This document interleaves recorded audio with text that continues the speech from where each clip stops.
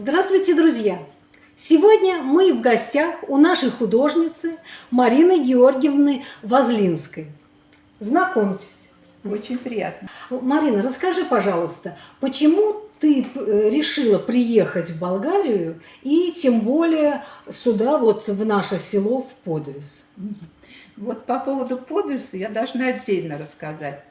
Это очень интересная история.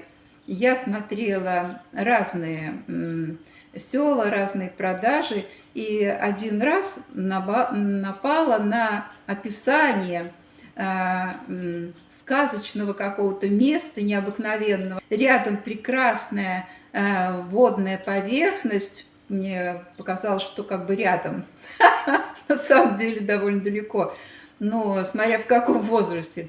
Короче говоря, значит, вот и леса, и горы, и дали, и вот все прям как вот мы с мужем хотели, и на высоте, не прямо на берегу моря, потому что на берегу моря мы уже пожили в Испании, нам не понравилось из-за того, что очень много влажности бывает, и ветров, и туристов, и все дорого. И, короче говоря, вот именно то, что надо, идеально. И зеленые поля есть, не то, что в Испании, где все сушь летом. И, значит, и замечательная природа, как бы такая же, как в России, но потеплее, но немножко другая. Но главное, что мы посчитали наши финансы, и оказалось, что мы способны купить здесь что-то. Нигде больше не получалось, а здесь получалось. И когда я познакомилась с одной дамой по переписке, которая здесь тоже купила дом, она мне столько прекрасных вещей рассказала об этом месте, и что здесь много русских, и что все очень доброжелательные, и болгары прекрасно относятся, и магазины есть, и медицинская точка есть, и снабжение, сообщение, все есть, и рядом городок небольшой. Просто тут все прекрасно. И как раз на той высоте, больше 200 метров, который мне муж обязательно сказал, что надо не меньше 200 метров над уровнем моря, на тот случай, если вдруг будет огромная какая-то волна, которая все это затопит, и тогда мы останемся над этой поверхностью, да, и выживем. Вот. И, значит, и, в общем, все совпало. И главное, что у меня впечатление такое сложилось, что здесь очень хорошие люди. И те несколько маленьких эссе, которые я прочла о Подвисе, полностью меня покорили. Я, наверное, полгода всем друзьям рассказывала, какое это чудное место, какое это вообще сказочное место. И все должны сюда ехать. Все просто мои друзья, знакомые, родственники. Вот. И, значит, а до этого мы искали дом в Подмосковье. И я поняла, какой дом мы бы хотели иметь.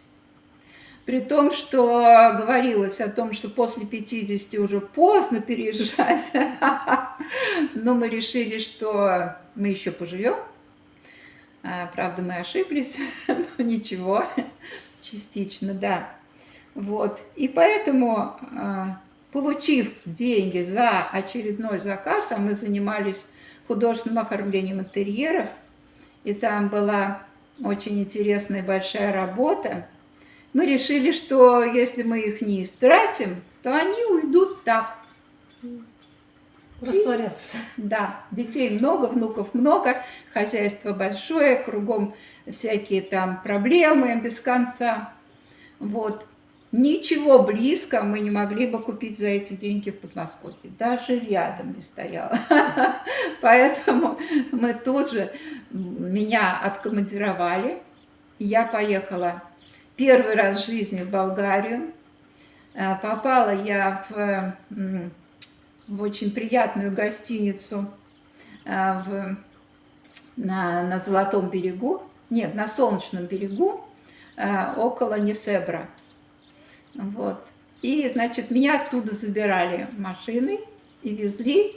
У меня было несколько адресов, И мы ездили, с внуком я приехала. Я побоялась первый раз одна, не помню. В общем, никто, короче, не изъявил желания, кроме внука.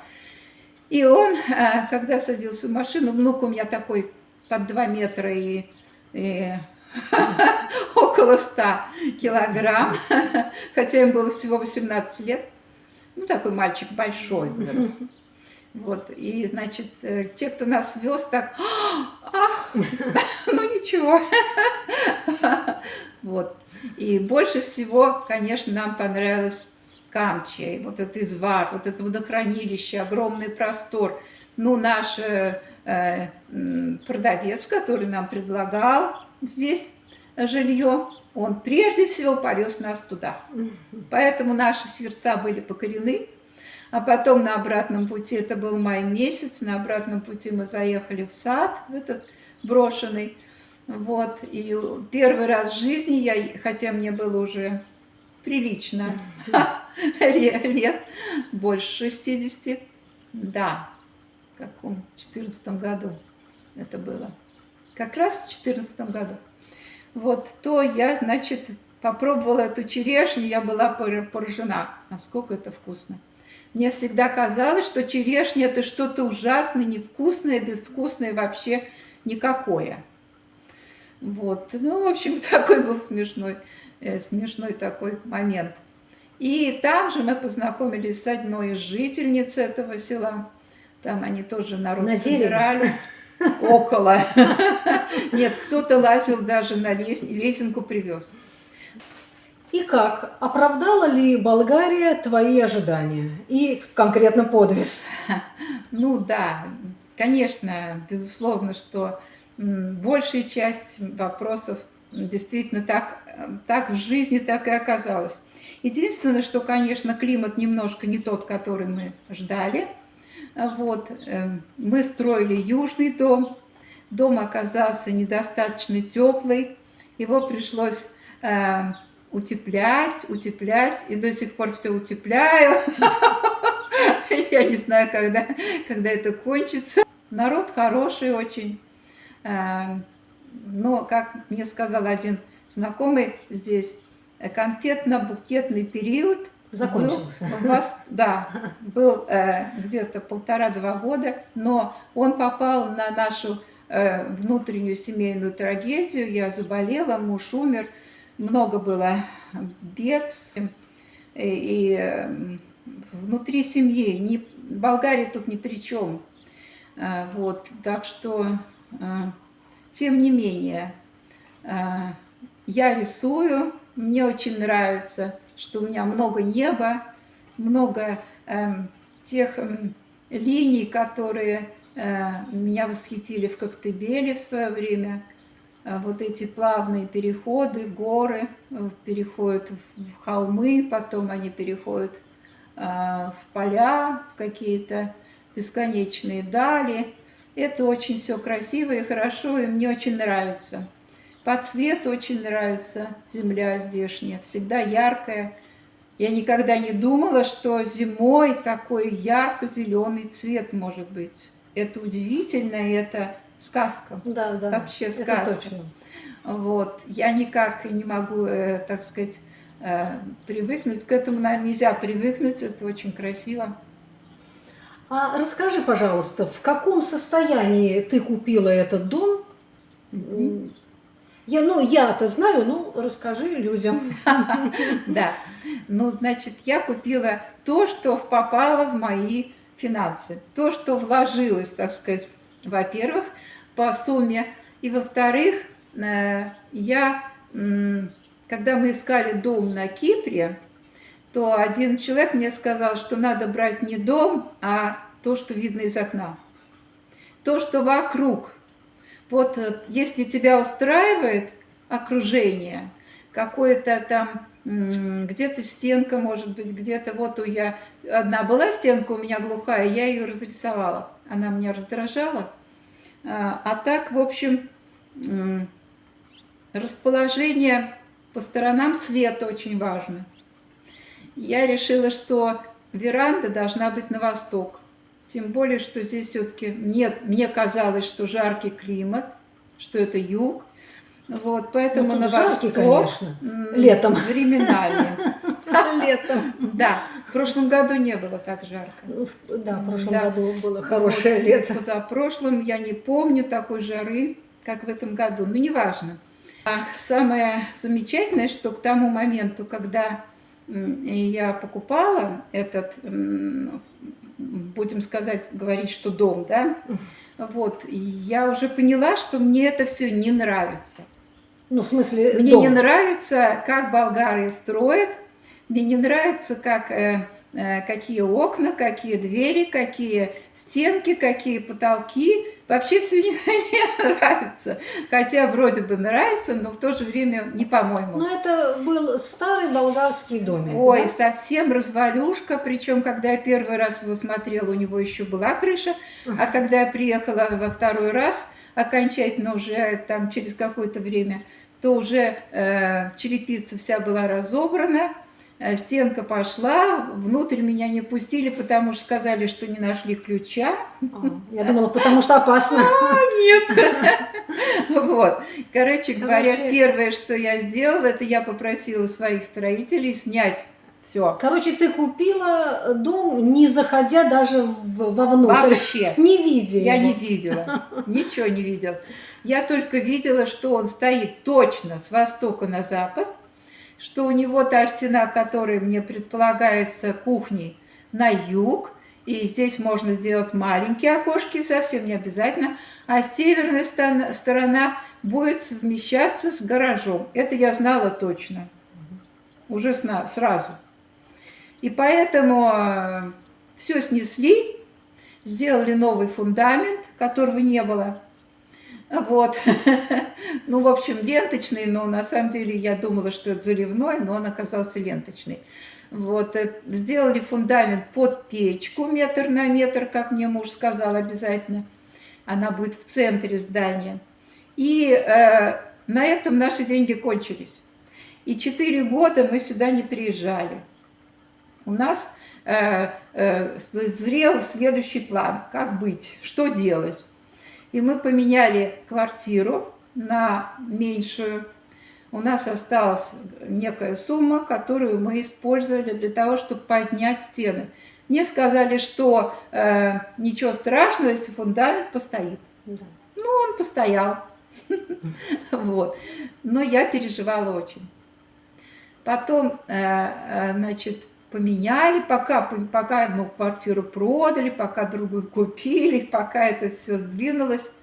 И в результате, значит, мы вот так долго все делали. И я приехала сюда только в 2019 году, причем нам не хватало на крышу, и нам пришлось продать машину. Вот такая сложная история. Вот. Так вот. Ну, в итоге дом, конечно, получился очень удивительный. Он отличается от всех остальных домов в округе, по крайней мере. Да, вот так я придумала. Ну, то есть мы вместе, и сын, и муж, мы вместе это все творили. Но все-таки основная была моя идея, потому что, ну, меня ругали, говорили, что я что-то такое чересчур размахиваюсь. С другой стороны, муж вообще хотел круглый дом. Но круглый не получился. Мы очень хотели Но это было сделать бы еще сложнее. или проще, не знаю. Здесь точно сложно было бы. В общем, самое главное, что мы не нашли материал, из которого должны были его делать. Причем мы с самого начала, мы даже в Испании искали и не нашли. Мы искали ячеистый бетон, оказалось, что он просто называется по-другому. Ютонг. Он и здесь, и в Германии, и в Испании, везде одинаково называется. А в России он называется ячеистый бетон. Вот и все. Вот. И в результате сделан он из кирпича, из современного такого. Вот. Ну, тоже, говорят, неплохой материал. Ну, потому что ютонг тут дороже. И, Как сказать, что дороже? ну, так, изначально он дороже намного, чем Изначально он кирпич. дороже, но штукатурка. Штукатурка, да. Согласна. Да. Ну, в общем, до сих пор мы все еще уже и теперь одна, ищу помощников, доделываю, доутепляю. что-то такое придумываю. Вот, утеплила свою спальню сама. Ну, в общем, короче говоря, боремся с нюансами. Вот так будем говорить. Не скучно зато, да? Нет, нет, нет. В промежутках я занимаюсь живописью.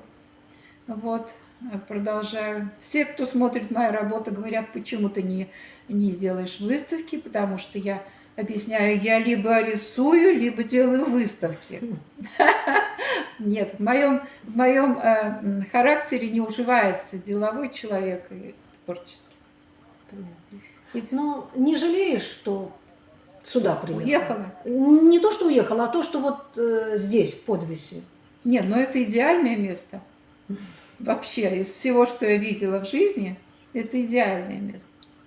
Несмотря на какие-то нюансы. Нюансы есть везде. Да, это точно. И поэтому мне очень нравится.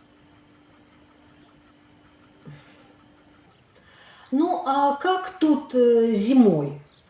Холодно ли в этом доме? И чем ты отапливаешься? Да, значит, самое главное в нашем проекте была центральная печь внутри дома. Дело в том, что болгары отапливаются буржуйками. Я пожила здесь один раз в марте месяце в болгарском доме 2 недели. Отапливалась я буржуйкой, это было ужасно. Я настолько устала, настолько замерзла, и я не думала, что март – это еще зима. Вот. По моему представлению, март – это уже давно весна была, юг и прочее. Перед этим мы 2 года прожили в Испании, и я знала, что такое март. А здесь это вообще... Здесь март не такое. Вообще другое. Короче говоря, значит, главный ингредиент, главная составляющая нашего дома была печь, которая должна была занимать центральное место в доме, размером 1,20 на 1,20 м. Стенка, та, которая нагревалась, должна была обращена быть к спальне. И в спальне действительно тепло благодаря этому. Вот. Единственное, что объем самого дома 9 на 9, он не очень покрывается теплом этой печки. И высота. Высота потолка. Высота не потолка. Не потолка. Высота в коньке кровли почти 6 метров. И поэтому, конечно, тепло поднимается наверх. И внизу бывает довольно холодно. При том, что я не сделала теплый пол. И поэтому пол у меня очень холодный. И по полу ходить можно только в очень теплой обуви. И вообще этот вопрос остался открытым. Короче говоря, печь – это 1600 кирпичей, это 2 колокола, и у нее, значит, само ее вся конструкция совершенно другая, не такая, как ни русская печка, ни голландская, ни болгарская, никакая. Это авторская работа моего покойного мужа. Так что вот. Но она очень теплая, и я наладилась уже, научилась, как с ней обращаться. Надо просто много дров, и одной порции недостаточно. Ну, Топить? В обычных болгарских печках топить надо постоянно, чтобы было здесь тепло. нет. Здесь надо топить где-то с середины дня до вечера, подкладывать. Вот у нее большая очень внутренняя емкость, 60 на 80 на 80. Она такая большая. И у нее вот эти колокола, которые держат тепло долго. Они забирают тепло, и оно там у них находится. Не уходит в трубу. Вот. И, значит, если я топлю до 12, до часу ночи, то на следующий день я могу не топить. У меня тепло долго. Вот. Но если, например, минусовая температура, то мне нужно еще со второй половины дня на следующий день еще подтопить, но немного. Вот. В этом году у меня вообще не было дров. Вообще. Дрова, которые я заказала в июле месяце, привезли в феврале-марте. В феврале-марте. Понятно. Вот. И мне соседка болгарка просто притащила своих дров, когда увидела, что здесь меньше 12 градусов. Вот. Ну, в общем, просто приволокла на своей тележке. 6 или 7 тележек она притащила мне дров. А когда я получила дрова, я с ней точно так же разобралась, отдала.